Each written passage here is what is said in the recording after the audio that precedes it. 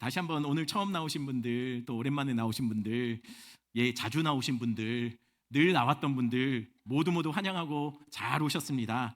다시 말씀드리지만 오늘은요 행복 나눔 축제이자 또 한 해를 마무리하는 한 해 동안 지켜주신 하나님의 은혜에 감사하는 교회적으로는 1년 중에 가장 큰 명절과 같은 날이에요.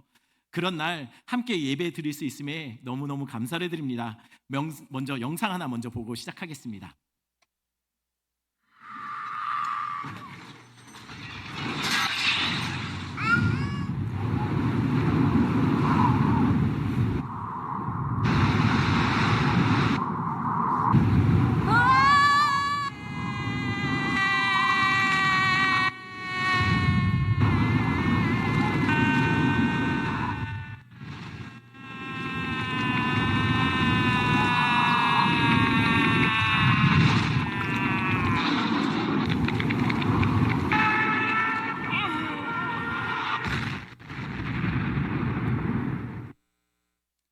예, 38초짜리 영상입니다.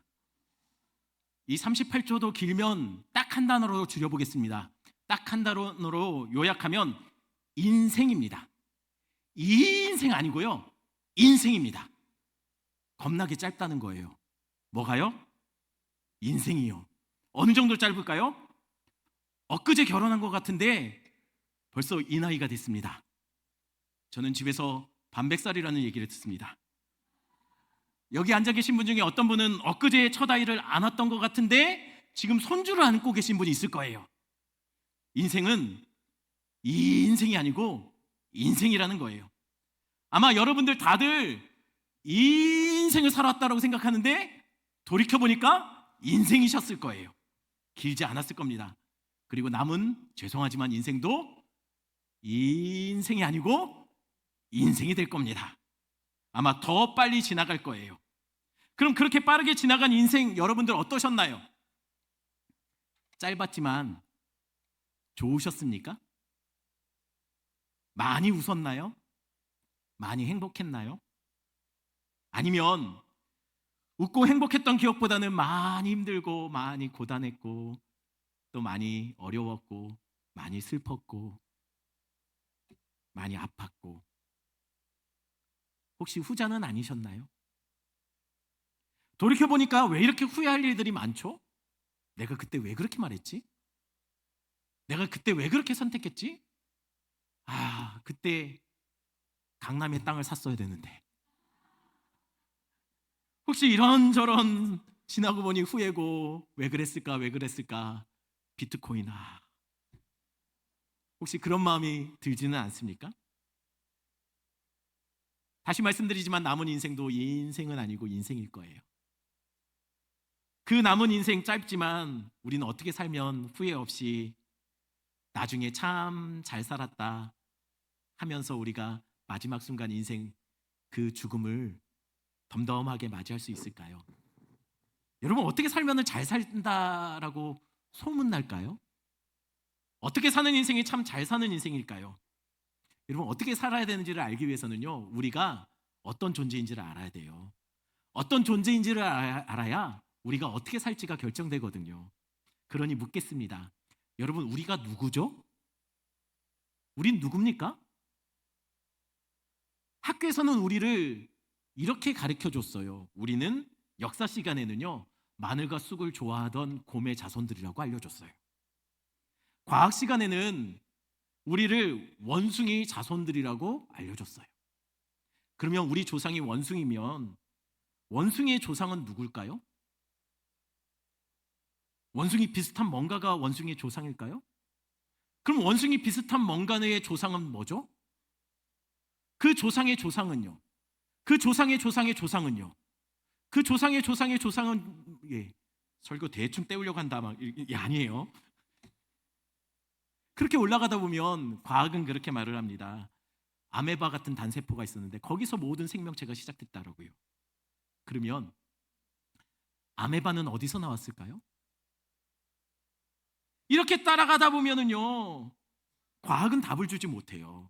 왜냐하면 결국 따라가다 보면은 어느 순간에는 답할 수 없는 때가 와요. 왜냐하면 과학은 뭔가 있는 것으로부터 뭔가가 나오거든요. 없는 것으로부터 나오진 않아요. 그런데 여러분, 없는 그 순간, 뭔가 존재하기 전에 없음의 순간이 있었지 않았을까요? 그래서 과학에서는 그 시작점을 설명을 못합니다. 그래서 사람들은 세상을 이렇게 말해요. 자연이라고요. 스스로 자 그러할 연. 어쩌다 보니 저절로 우연히 생겨난 것이 세상이라고 말한다는 거예요. 왜요? 설명이 안 되니까요. 그런데 이게 얼마나 말이 안 되는 얘기예요. 우연히 저절로 생겨난 것이 세상에 단 한 가지라도 있을까요? 없습니다. 조그만한 볼펜 하나도 만든 사람이 있고 만들어질 때 왜 만들어야 되는지 그 목적이 있었어요. 하물며 그보다 더 신묘막측한 인생들이 어쩌다 우연히 저절로 생겼다는 게 말이 됩니까? 여러분, 이게 어쩌다 우연히 생긴 미모가 아니잖아요. 여러분, 옆 사람 보세요. 어쩌다 이게 그렇게 그럴 수도 그렇지 않아요.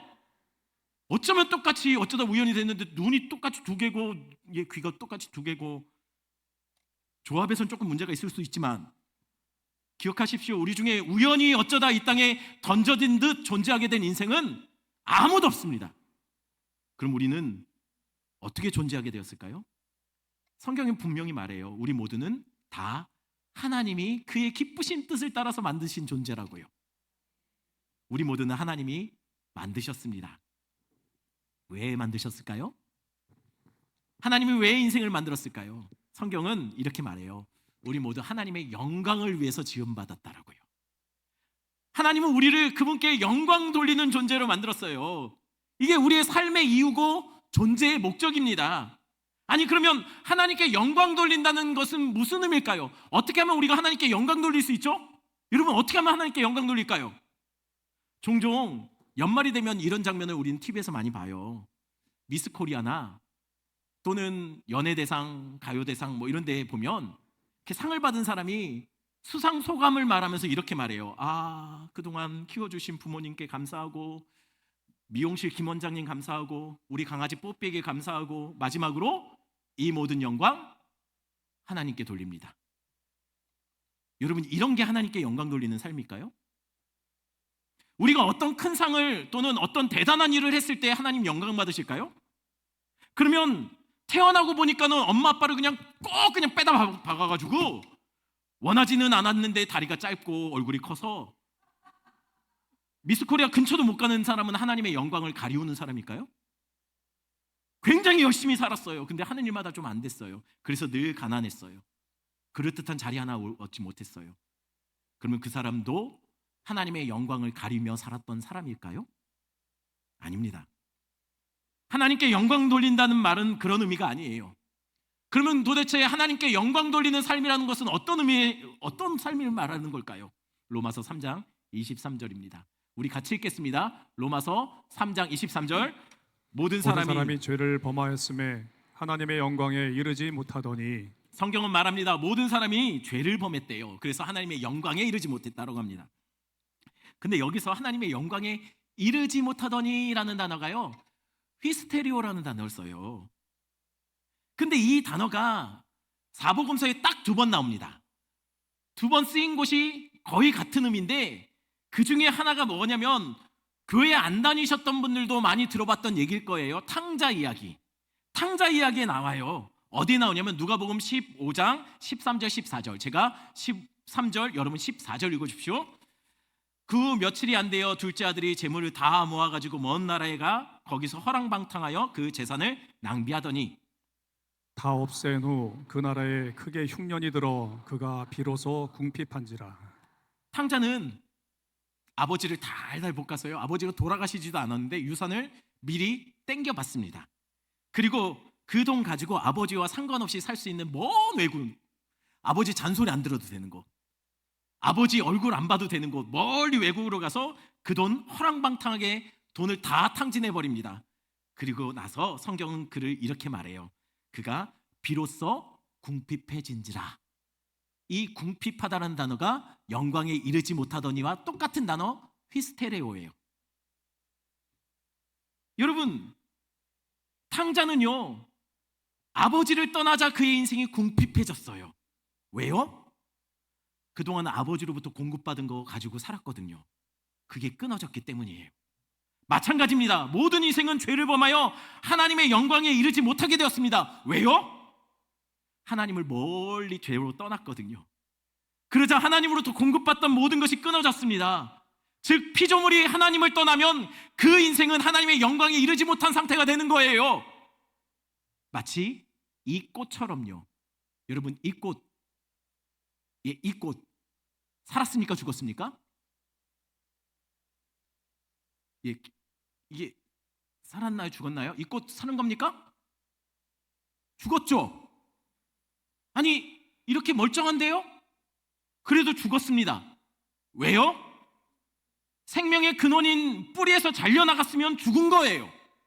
그러니 아무리 지금 볼 때 살아있는 것처럼 생생해 보여도 이건 죽은 겁니다. 그리고 계속 더 매일매일 더 죽음이 확실해질 거예요. 죽어갈 거예요. 마찬가지입니다. 하나님을 떠난 생명의 근원 되시는 하나님으로부터 떠나진 잘려나간 인생은 죽은 인생이에요. 아니 멀쩡한데요? 멀쩡히 살아있는 것 같이 보여도 죽은 겁니다. 왜냐하면 하나님을 떠난 인생은 모두 죽은 인생이에요. 생명의 근원이 하나님에게 있거든요. 멀쩡하게 살아있는 것처럼 보여도 죽은 겁니다. 그래서 인생은요, 이 인생이 아니라 인생이 되는 거예요. 살아가는 것이 아니라 신속히 우리는 빠르게 죽어가고 있는 거예요. 그래서 가면 갈수록 더 몸은 나약해지고 병들어가고 기력은 쇠하여지고 결국 죽음 앞에 우리는 마주하게 된다는 거예요. 그걸 성경이 하나님의 영광에 이르지 못한 상태라고 말해요. 하나님과의 관계가 끊어진 상태, 하나님을 떠난 상태, 하나님의 영광에 이르지 못한 상태를 그런 상태라고 말합니다. 그럼 어떻게 하면 하나님의 영광에 이르지 못한 자들이 다시 하나님의 영광을 회복할 수 있을까요? 기억하셔야 돼요. 자기 자리로 돌아가야 하나님의 영광이 회복됩니다. 우리 자리가 어디죠? 여러분 우리 자리가 어디입니까? 저희 교회 분들에게는 제가 이전에 한번 말씀드렸던 이야기입니다. 코로나 때 어디 갈 데도 없고 코로나 때 굉장히 확진자가 됐어요. 제가 물론 지금도 그렇지만 그래서 안 되겠다 싶어서요 인터넷으로 아주 저렴한 러닝머신 하나 샀습니다. 싸구려 러닝머신. 그래도 비쌌어요. 살 때는 제가 무슨 생각으로 샀을까요? 제가 상상하기는 제가 그 위에서 열심히 땀 뻘뻘 흘리면서 운동하는 모습을 상상하면서 큰 맘 먹고 샀어요. 그럼 사고 나니까 어떻게 했을까요? 제가 지금 보면 알잖아요. 지금 이 상태를. 며칠 열심히 올라갔죠. 근데 점점 제가 올라가는 시간보다 그 러닝머신에 옷이 올라가 있는 시간이 더 많아졌어요. 비싼 운동기구가 옷걸이로 사용되고 있습니다. 낭비는 다른 게 아니에요. 낭비는 다른 게 아닙니다. 만들어진 목적에 맞지 않게 사용되고 있다면 그게 낭비예요. 이게 낭비죠. 진짜 낭비는요, 하나님의 영광을 위해서 만들어진 자들이 하나님의 영광을 위해서 사는 것이 아니라 돈을 위해서, 쾌락을 위해서, 즐거움을 위해서, 성공을 위해서 좀 뭔가 가지기 위해, 더 누리기 위해 살아가고 있다면 죄송하지만 그게 낭비하는 인생입니다. 마치 옷걸이로 사용되고 있는 러닝머신과 같이 말입니다. 탕자의 진짜 문제는 돈이 떨어진 게 아니에요.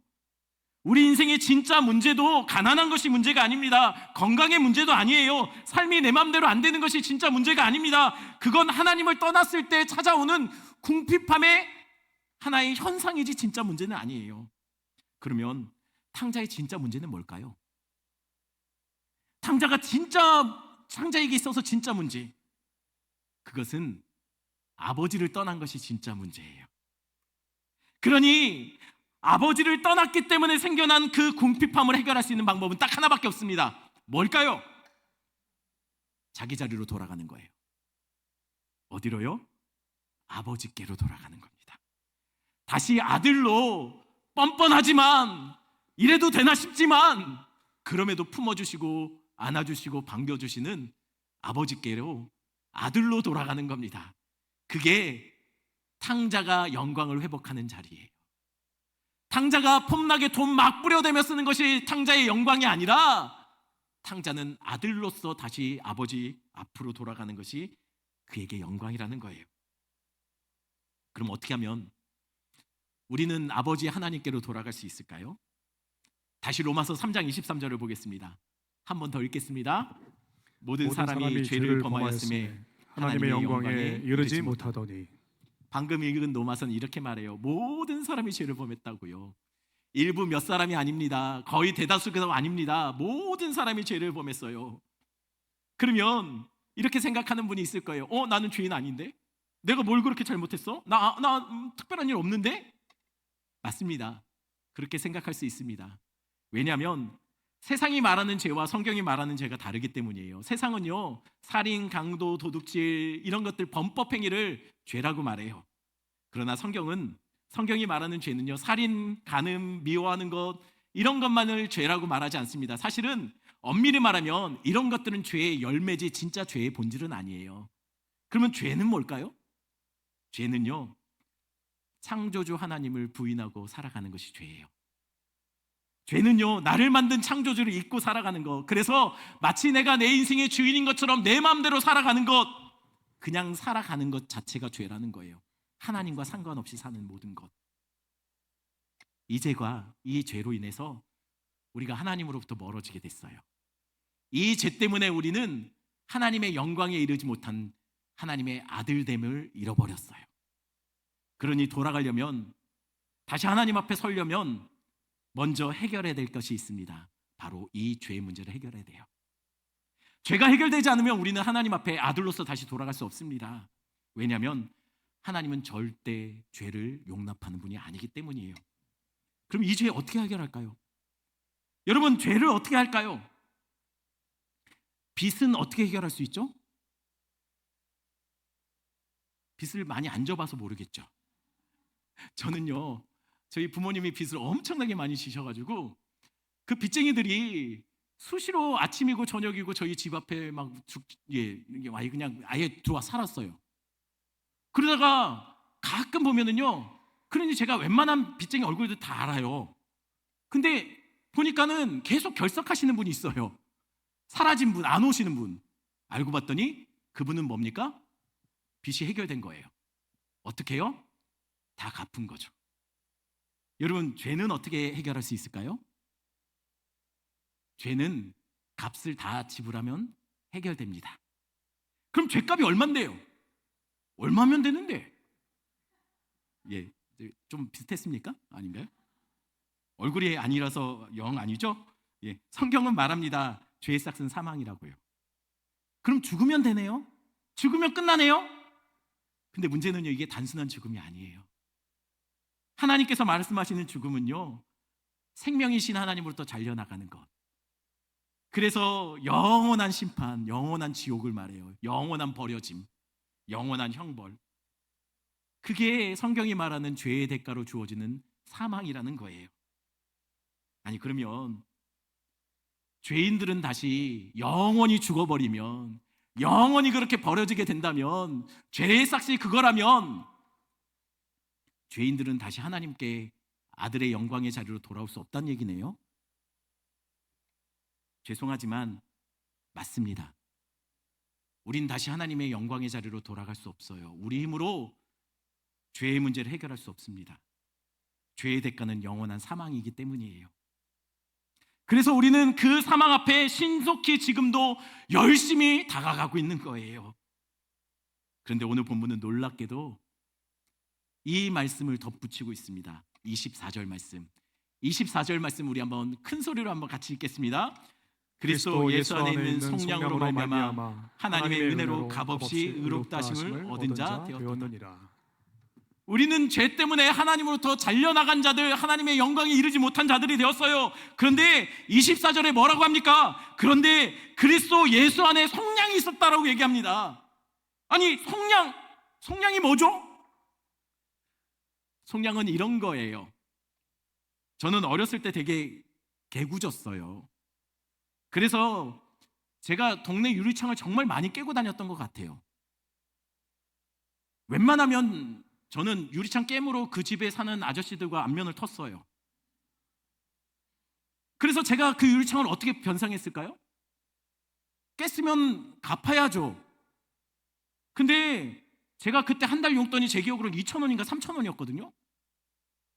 유리창이 2,000원짜리 3,000원짜리가 어디 있어요? 그럼 제가 그 유리창 값을 어떻게 변상했을까요? 그 집에 들어가서 종살이 했을까요? 아니면 감방에 가서 징역 좀 살다 나왔을까요? 저는 몸종도 징역살이도 하지 않았습니다.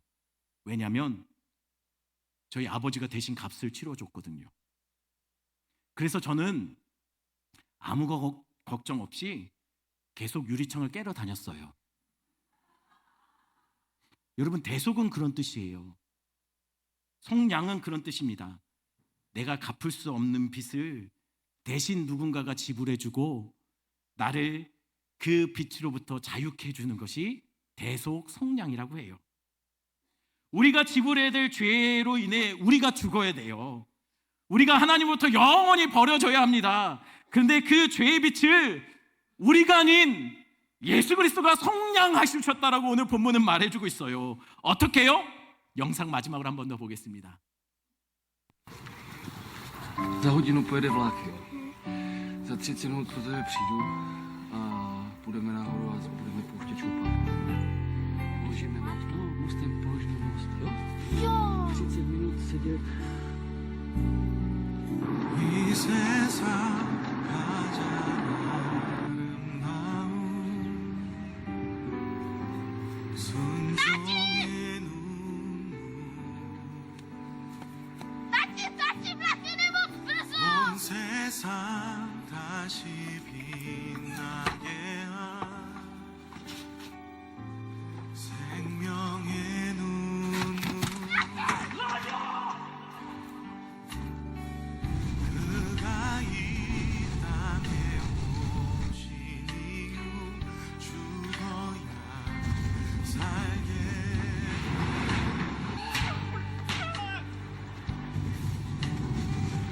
져야만 승리하는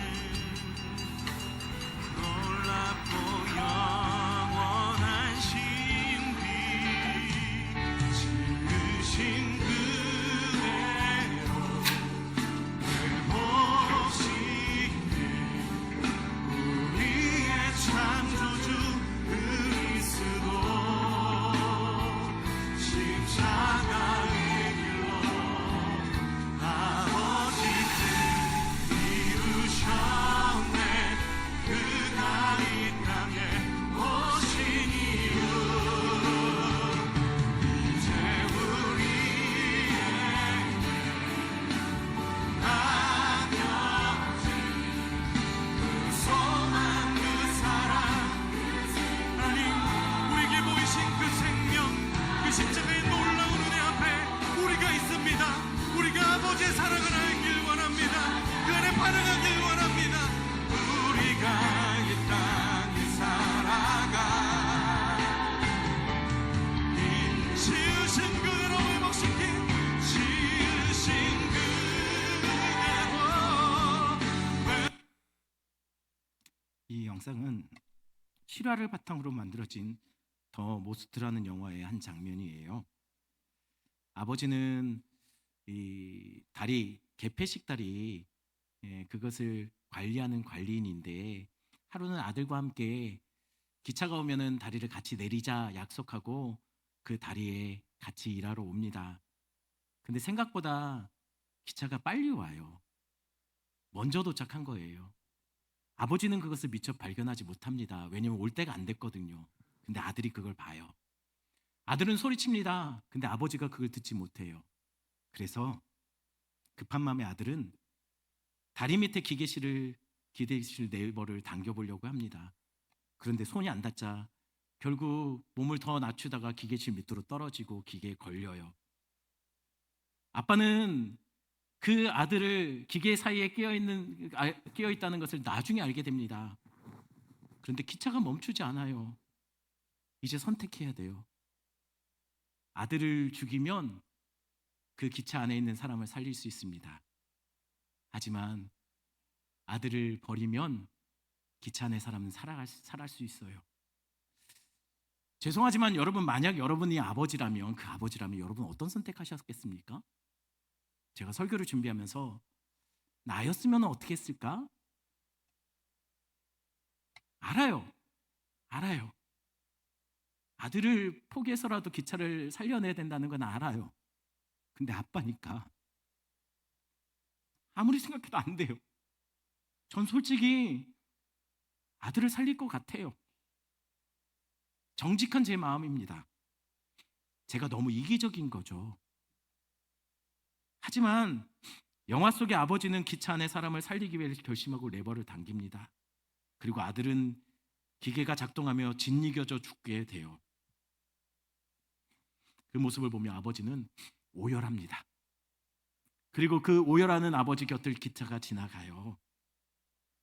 그리고 영화 속에서는 더 많은 사람들을 조명하는데 우리가 방금 전에 보았던 사람 한 명만 봤잖아요. 그 아버지 옆을 지나는 기차 안에 타고 있던 사람들 한 명씩 조명하는데 누군가는 마약에 쩔어 있고, 누군가는 술 취해서 떠들고 있고, 누군가는 사랑에 빠져 있고, 누군가는 친구들과 대화를 나누는 장면이 스쳐 지나가요. 그런데 아무도 자기들이 그냥 누군가의 아들의 희생을 통해서 살게 되었다라는 것을 몰라요. 지나가며 오열하는 아버지의 얼굴과 아버지의 눈과 눈이 마주쳐도 그냥 왜 그런지를 모르고 그냥 자신의 삶으로 그냥 가고 있는 거죠. 하나님이 그러셨어요.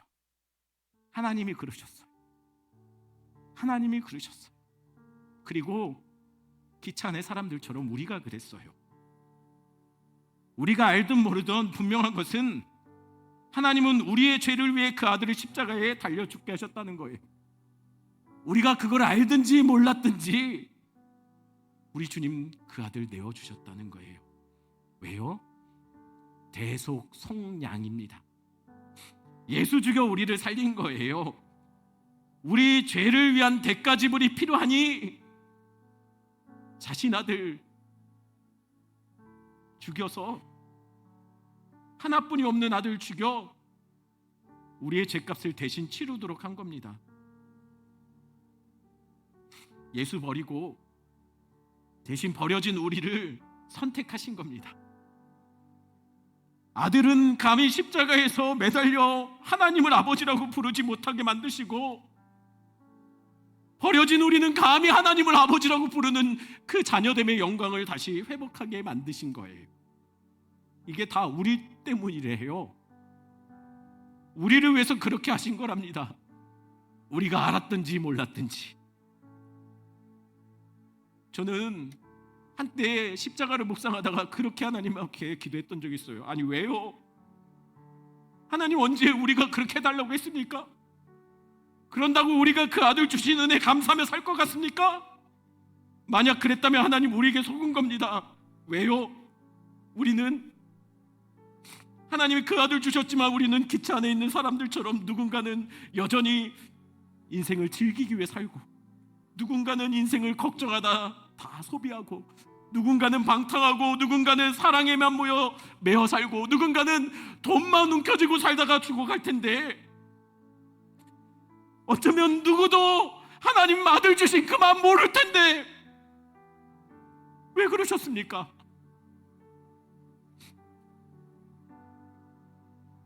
끝까지 저는 그 질문의 답을 모릅니다. 왜 그러셨는지, 왜 우리 같은 죄인 위에 그 아들 죽이셨는지. 그래서 믿음을 가진 사람들은 이걸 이렇게 말해요. 은혜라고요. 자격 없는 자들에게 주신 조건 없는 선물, 은혜. 누구든지 그 아들 십자가에 죽으신 것이 나의 죄 때문임을 고백하는 자들에게 사망에 이르지 않고 다시 아들됨의 영광으로 초청하시는 은혜. 우리가 괜찮아서 그런 게 아니고, 우리가 그럴만해서 그런 것이 아니라, 우리의 어떠함에 상관없이 그 아들 십자가에 죽여 그 아들 붙잡기만 하면 다시 그 영광의 자리로 초청해 주시겠다는 은혜. 이해할 수 없는 은혜, 설명이 안 되는 은혜. 우리 이 찬양 같이 합니다. 하나님의 은혜.